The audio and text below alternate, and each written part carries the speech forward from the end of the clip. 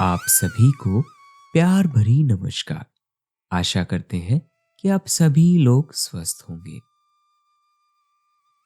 आज की साखी हुजूर बाबा सावन सिंह जी महाराज के अनंत प्रेम की साखी है। एक बीबी जो रावलपिंडी की थी, उसके घर में कोई सत्संगी नहीं था। उसने जैसे तैसे बहू को समझाया और नाम दिलाया।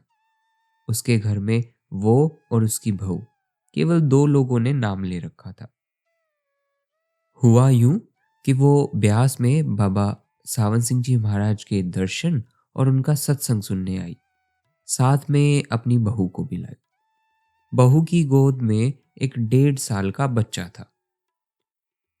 डेरे में आके अचानक वो लड़का बीमार हो गया। इतना बीमार हुआ कि लड़के की हालत खराब होकर मर गया। अब लड़के की दादी बहुत घबरा गई। हाय हाय, ये क्या हो गया।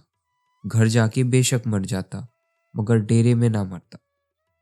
और जोर जोर से ये बोलने लगी, अब तो मेरे घर वाले मुझे कभी नहीं बख्शेंगे, मेरा बुरा हाल कर देंगे और डेरे में आने का ख्याल तो भूल ही जाना पड़ेगा।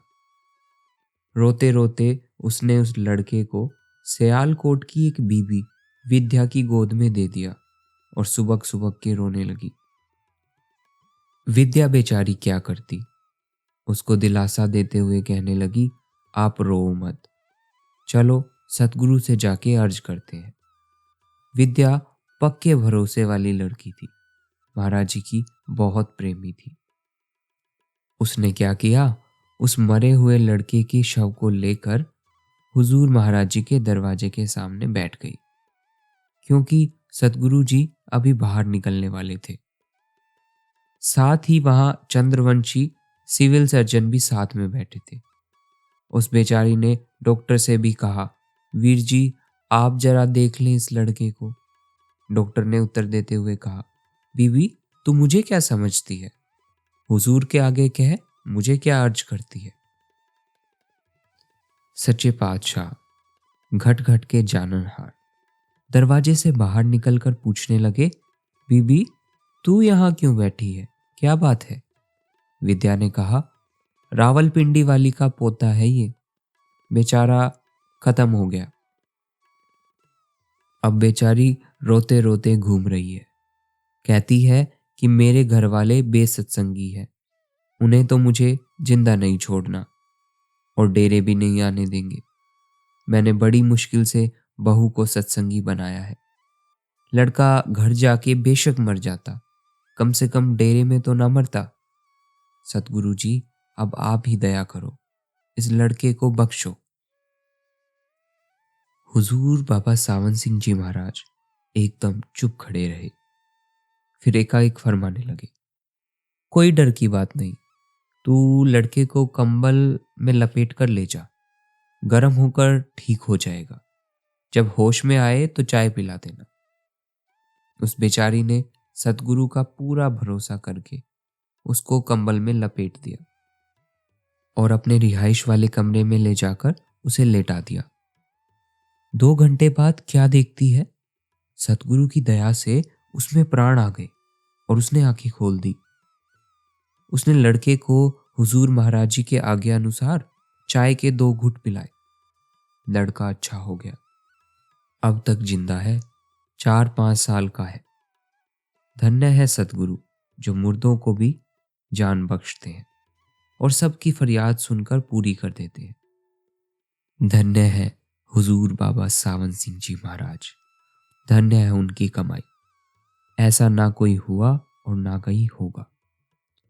सतगुरु दीनदयाल नम्रता की मूरत है।